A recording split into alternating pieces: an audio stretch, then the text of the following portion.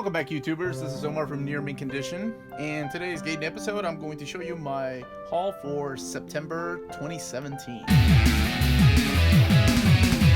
So we'll start off with some manga that I got, and some of these are nick and dents from in-stock trades. You can kind of see a little bit of what happened here with the front cover. It's a little bent, not too terrible. This one here is the first time I've seen something like this. This one's warped. Not even sure how about fixing that, but it's not that bad. Just catching up on one piece. I have no idea what's wrong with this one. Genshin Omnibus Volume 3. It's the last one that I'm missing to complete my set. But I don't know. This showed maybe a couple of little spots here and there, but it's not too bad. Alright, now, while I was working in Toronto this week, I went into a little anime store and they had some gaunts that I was missing. I believe 26 is the one that is out of print and goes for about $40 to $100 depending on where you get it from. So I was very happy paying only cover price for this. And then there's volume 28. So almost there, almost completing my whole set of gaunts. Moving on to another nick and dent. If you saw previous episodes of this, I did during Free Comic Book Day, I got volumes 2 through 4 of Queen and Country. So this is one here, was on sale for 50% off at InStock. So I decided to go ahead and get it and start reading these. So I've never read these. I bought these used through Amazon. This is Warlock and the Infinity Watch, volumes 1 and 2, or just called the Infinity Watch rather. And this is showcasing some of Angel Medina's artwork, Tom Rainey's artwork, Rick Leonardi's artwork. I was a big fan of this series in the 90s. And I, for some reason, never picked these up. And I found them for about $6, $7 each. And I was very happy to get them. Oh, yeah. And there's this guy right here who is hit or miss with his stuff. He kind of reminds me of Magnola. And what is his name? Tom Grindberg. Yeah. Like a little over extreme Magnola, perhaps. Best way to describe it. But I know some people hate his art style, but I happen to really like it. I think it's really cool. But yeah, picked up volume 1 and 2. So always look at your Amazon marketplace. I know Amazon does a really horrible job sometimes of shipping new books, and sometimes people selling it in the third-party marketplace do a better job of shipping titles to you. So yeah, these were nice. Next up is book 1 of Catwoman by Jim Balent. Of course, you know Jim Balent from Purgatory. Maybe you do, maybe you don't. I don't even know why I know that book exists. But he had a very Jim Lee kind of style when he was doing this book. This was around the time that Nightfall and Night's End and Night Quest was starting. So it was really cool. I was big into this, and I really, really liked this book. This was, I believe, by Joe Duffy. What's the author? Yeah, Joe Duffy. But for some reason they just call it Jim Balent's book. Maybe it's because the art sells it. And we have volume 3 of the epic Thor, The Wrath of Odin. Some Jack Kirby goodness. I still haven't picked up the omnibus of Thor. Just here and there, like the Walt Simonson run or the J. Michael Straczynski's run. But I don't know. For some reason, Captain America and Thor are always just books I haven't picked up, so I end up getting the epics. I'm glad I end up getting the epics because it's a way to collect these. So I hope they keep continuing with these epic. Come on, Marvel, don't let me down. I might be one of the very few people excited about this. This is Spider-Man Revenge of the Green Goblin, and this collects Amazing Spider-Man Volume 2, 20 through 29 in Annual 2001. Now, I know that doesn't mean much to most people, but it means a lot to us completists. This will collect all of Spider-Man, linking next chapter, which is the John Byrne run and Howard Mackie run of Spider-Man, volumes 1 through 3, and it will link it to the J. Michael Straczynski's run. So, this is the gap that you needed. So you don't need a custom bind them anymore. Now you can just go out and buy this book of not-so-great stories leading up to Straczynski's run.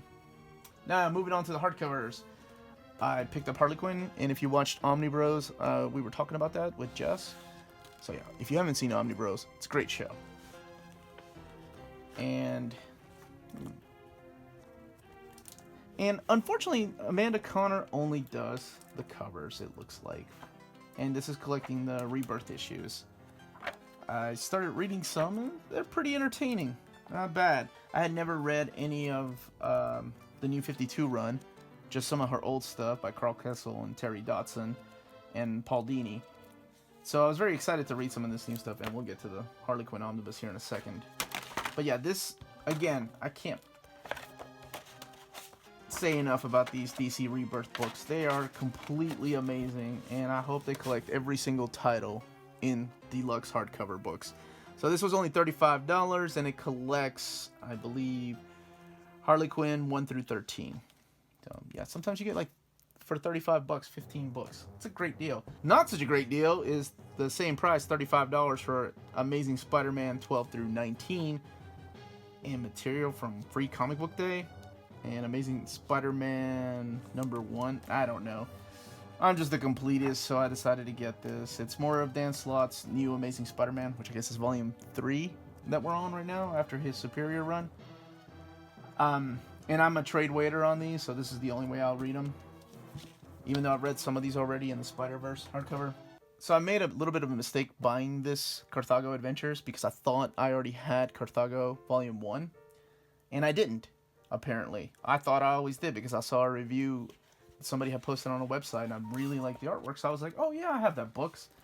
It's First World Problems, thinking you already own a book. But these are published by Humanoid Books. And the artwork is completely gorgeous. And what sold me was actually this book, so I had to get it from Amazon because they don't have it in in-stock trades. And just little mini stories of a giant megalodon shark. Not like Sharknado, but a huge shark. But what I really liked was the beautiful artwork, and it's so detailed. And I love the colors. So yeah, I thought I owned this already, and I didn't. So I'm glad I get to read that for the first time. So I mentioned this a little bit. This is the Harley Quinn Volume 1 Omnibus. This reprints her New 52 books. You take out the dust jacket, and that's what it kind of looks like. It's okay. But this reprints issues 0 through 16 of the original series, and the Harley Quinn Power Girl miniseries, and a bunch of other little one-shots from her New 52 days. I've never read these, so I'm very excited to read them. I love Amanda Connor and Jimmy Palmione's Power Girl, so I was really, really happy that they finally decided to release these in omnibus format, because I had passed on the trade paperbacks and hardcovers. So I guess we'll see what all the hype's about, because apparently people really love this series. And I know some people have compared Harley to the DC equivalent of Deadpool. But I don't know. From what I remember reading about her, she was a little bit different. But maybe that's all changed, because I haven't read any of this. So really excited to read this. Next up is Teenage Mutant Ninja Turtles by IDW, Collection Volume 5. I'm not sure why they went with April O'Neil instead of Michelangelo, but whatever. I guess we'll see what Volume 6 has. I think it's Shredder. If you haven't read these, they are awesome. They're some of the best comic books out right now. I know I push Transformers on people, but don't miss out on Ninja Turtles. Kevin Eastman is one of the co-writers on the book, and if that doesn't sell you, the artwork is completely gorgeous too. Love this book. Sadly, I kind of know what happens at the end of this because somebody spoiled it for me online. I mean, you can't go online without somebody spoiling something for you, right? It's like somebody watching YouTube channels. Last but certainly not least is my very first Incredible Hulk Omnibus. And I don't know how I feel about this one, because it was $100, and I feel like I've already read this material in my hardcover of Planet Hulk. I know it contains the prelude to Planet Hulk by Daniel Way, which was not that great, and it also includes like other little books. I can't remember what else. No, honestly, I think that might be it. The Fantastic Four books by Straczynski, 533 to 535, and the Incredible Hulk before Planet Hulk by Daniel Way. So, I don't know. I'm indifferent about this one. I would say, honestly, if you've never read Planet Hulk, because the hardcover's out of print, buy this, because it is one of the best Hulk stories ever. And as a big a fan as I am of Peter David, I really enjoy Greg Pak's take on Hulk. I think it's awesome, and the storyline is great. And I know they You have the animated movie that you might have seen, and then of course they're borrowing elements from the story for Thor Ragnarok, so it'll be interesting to see where that goes. That's if you've never read this. Now, if you own this in hardcover, you may want to wait to see if this book ever goes on clearance. I really don't recommend updating it. I mean, you already have an oversized hardcover. All you're getting from this is oversized Daniel Way and Straczynski's Fantastic Four. That's it. So, alright guys, that's it for my haul. I'd love to know what you guys bought, so please comment down below. Let me know what you guys have bought or planning on buying this month of October. I know it's another huge one, like with Werewolf Hulk coming out. Thank you again for watching. Please don't forget to hit the like button, and if this is your first time watching, don't forget to subscribe. And join us every week on Thursdays when we release our show about geeky subjects like comic books, anime, video games, manga, toys, whatever. So, thank you again, and have a great week.